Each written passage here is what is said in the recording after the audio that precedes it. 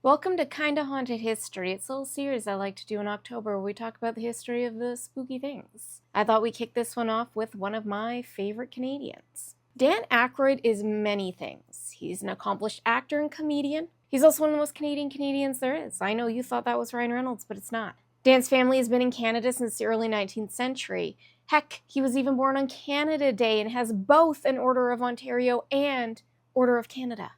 He was even inducted into Canada's Walk of Fame in 2002. But it's October, which means that what I really want to talk about is the fact that Dan Aykroyd is a fourth-generation spiritualist.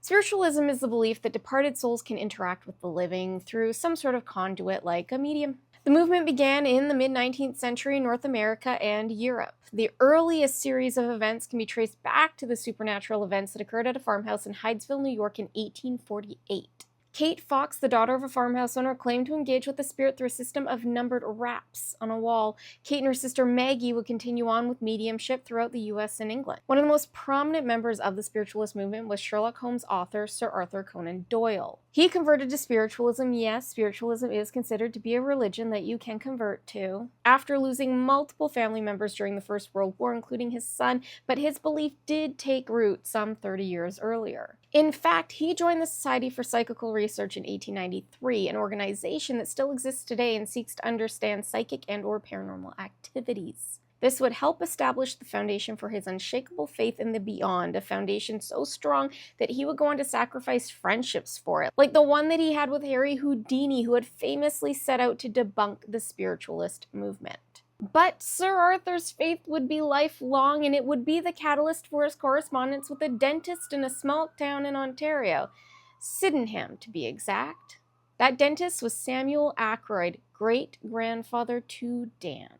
It was while looking for a way to help his patients with their pain that Samuel started looking into hypnosis, which then led him into looking into the use of trance-like states for mediumship. His curiosity would lead to a lifelong pursuit of the paranormal, which would take him all over the world, including a trip to the infamous medium town of Lilydale. From the early 1920s into the 30s, Samuel hosted an array of seances in his home with his own live-in medium. He continued his explorations into the unknown until his passing in 1933. He left behind journals detailing his ghostly endeavors from 1905 to his passing. Dan's grandfather, Maurice, had grown up watching the seances in his family home and had even attempted to build a device that would help capture the voices of ghosts. Maurice's son Peter was around the age of 11 when his grandfather passed away, but he was still able to attend the seances, passing along the belief in spiritualism to the third generation.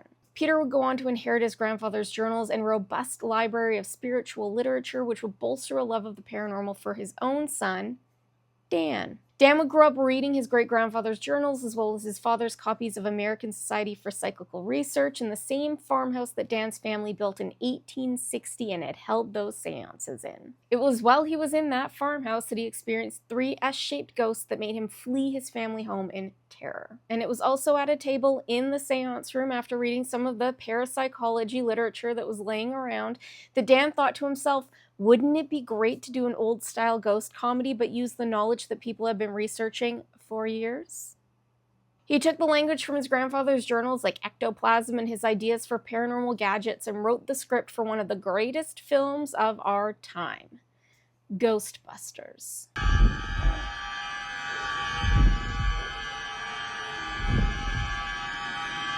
It's the Stay Puft Marshmallow Man.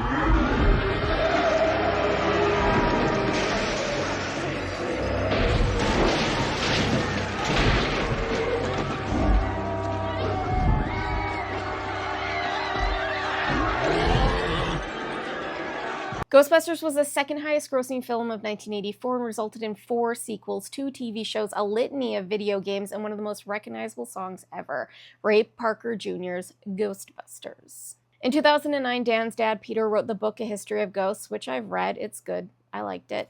Dan wrote the intro for it. Peter passed away in 2020, but Dan continues his family legacy with shows like The Unbelievable with Dan Aykroyd, where he delves into strange stories from human history. He also continues to appear in Ghostbuster movies and still lives in that haunted farmhouse.